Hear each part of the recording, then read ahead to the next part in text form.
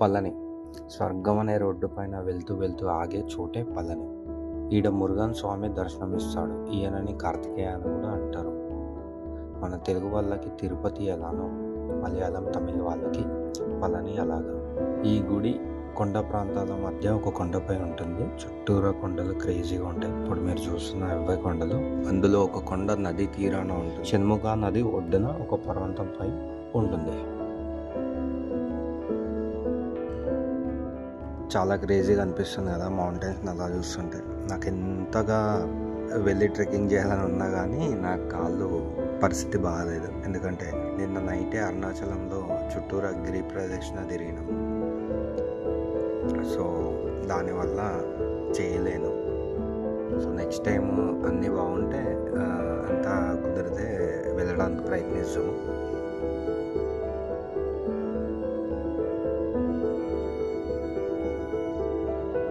ఈ గుడిపైకి మనం పోవడానికి ఒక 2 వేస్ ఉన్నాయి. ఒకటి వచ్చేసి మనకి ఎలక్ట్రానిక్ ట్రైన్స్ పర్ ట్రిప్ ఒక 30 మెంబర్స్ ఏమో పడతారు. ట్రైన్లో వెళ్దామని చూసినాం కానీ అసలు కుదరలే. ఎందుకంటే ట్రైన్లో వెళ్ళడానికి క్యూ ఎంత ఉందంటే ఆల్మోస్ట్ ఒక 200-300 మెంబర్స్ ఉన్నారు మేము పోయినప్పుడు. ఇది కుదరదని చెప్పి లైట్ తీసుకున్నాము. ఇంకో దారి వచ్చేసి మెట్లతో వెళ్ళాలి, కాలినడకన. ఓన్లీ 1000 స్టెప్స్ ఉంటాయి మనకు అక్కడికి వెళ్ళడానికి. ఈజీగా వెళ్ళచ్చు, పెద్ద కష్టం ఏం లేదు. చాలా మటుకు పెద్ద ఏజ్ గ్రూప్ వాళ్ళు కూడా ఎక్కిరు. సో ఈజీలీ వెళ్ళొచ్చు. మనం 1000 స్టెప్సే కదా, వెళ్ళొచ్చు. ఒకవేళ మనం స్నానానికి చూస్తే కింద మనకి హోటల్స్ కూడా ఉన్నాయి, ప్లస్ రూమ్స్ కూడా అవైలబుల్ ఉన్నాయి. ఎట్ ది సేమ్ టైం మనకి హోటల్స్ రూమ్స్ ఏం అవసరం లేదు. మనం స్నానం చేసుకొని వెళ్ళిపోదాము అనుకున్న వాళ్ళకు కూడా ఫ్రీ బాత్రూమ్స్ అవైలబుల్గా ఉన్నాయి. సో మనం అక్కడ స్నానం చేసుకొని వెళ్ళిపోవచ్చు. మేమైతే అట్లా చేసినాం. మనకి అక్కడికి వచ్చేసి 100 రూపీస్ వే ఒకటి ఉంటుంది, ఫ్రీ వే ఒకటి ఉంటుంది దర్శనానికి. సో మనం దర్శనానికి పోవాలంటే ఒక ఏమంటారు 2 ఫ్లోర్ల కిందకి దిగి ఇట్లా పోవాలి. నేను పోయినప్పుడైతే పెద్ద క్యూ ఏం లేదు. సో ఈజీగా వెళ్ళిపోయాం. 100 రూపీస్ ప్రత్యేకత ఏంటంటే తొందరగా వెళ్ళొచ్చు. అట్ ది సేమ్ టైం ఒక రో ముందు నుంచి దేవుడిని చూడొచ్చు.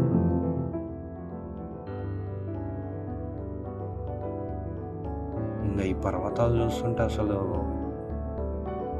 హెవెన్ అని చెప్పి ఊరికే పెట్టలే టైటిల్. నాకైతే హెవెన్ లాగా అనిపించింది, అందుకని టైటిల్ అని పెట్టాను. వాటి దగ్గర కూడా పోవాలి, చూడాలి అని ఎంత ఉన్నా కూడా వెళ్ళలేని పరిస్థితి. చూద్దాం నెక్స్ట్ టైం ఏమన్నా మనకి మళ్ళీ అటు వెళ్ళినప్పుడు ఈసారి చాలా గట్టిగా ఎక్స్ప్లోర్ చేస్తాం.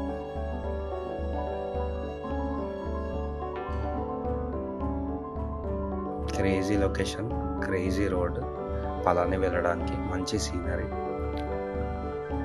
చాలా అద్భుతంగా. అంటే నాకు ఎట్లా అనిపించిందంటే దేవుడి దగ్గరికి వెళ్ళాలంటే ఆయన ఇప్పుడు ఫంక్షన్స్కి వెళ్తే మనకు కొంతమందికి విఐపీస్ రావడానికి ఇట్లా ఎంట్రన్స్ దగ్గర మనకు ఫ్లవర్ డెకరేషన్, ఈ రెడ్ కార్పెట్ ఇవన్నీ వేస్తారు కదా. విఐపీస్ అని కాదు, నార్మల్ ఫంక్షన్ అందరికి రావడానికి. నాకైతే ఈ పళని వెళ్ళడానికి ఈ రోడ్డు, చుట్టూరా కొండలు, నాకు మాత్రం అట్లనే అనిపించింది. అరే మీకు రెడ్ కార్పెట్ వేసినా జాగ్రత్తగా వచ్చి దర్శనం చేసుకొని వెళ్ళండి అని అన్నట్టే ఉంది మురుగన్ స్వామి. చాలా బాగుంది అసలు సీనరీ. అసలు నాకు village life is village life అనిపిస్తుంది. ఇంకోటి గుళ్ళు ఊరికే కూడా కట్టలేదు అని కూడా మనకు అనిపిస్తుంది. ఎందుకంటే అసలు ఇట్లాంటి ప్రాంతాల్లో మన గుళ్ళు అంటే క్రేజీ. అసలు అసలు అసలు మనం ఎక్కడ ఈ టైప్ ఆఫ్ మన కల్చర్ ఇక్కడ ఏ దేశంలో లేదు. ఎందుకంటే ఈ గుళ్ళు ఎందుకు కట్టిరో మన పూర్వీకులు నాకు ఎప్పుడు అర్థమవుతుంది. ఎందుకంటే విజిటింగ్ చూడండి, మీరు ఇక్కడ ఇది బాగుంటుంది ఇది బాగుంటుంది అని చెప్పడానికే ప్రయత్నించారు. ఎందుకంటే గుళ్ళు అనేది లేకుంటే మనం అసలు తిరిగే వాళ్ళం కాదేమో ఒక చోట నుంచి ఒక చోటకి. ఇంకోటి మన గుళ్ళు కూడా కొండపైన ఎందుకుంటాయి అంటే, నీకు లైఫ్లో ఎన్ని హడల్స్ వచ్చినా కూడా, అరే బాబు హడల్స్ ఉంటాయి, ప్రయత్నించు, చేరుకుంటావు. సేమ్ వే గుడి కూడా అంతే అనిపిస్తుంది నాకు. దర్శనానికి ఎక్కువ కష్టపడు, స్టెప్స్ ఎక్కువ, స్టెప్స్ దిగు అన్నట్టే ఉంటుంది.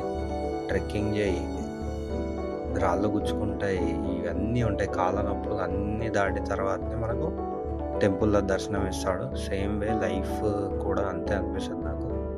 చూద్దాం. నాకైతే ఈ ప్లేస్ బాగా నచ్చింది. మీకు నచ్చిందో లేదో చెప్పండి కమెంట్స్లో.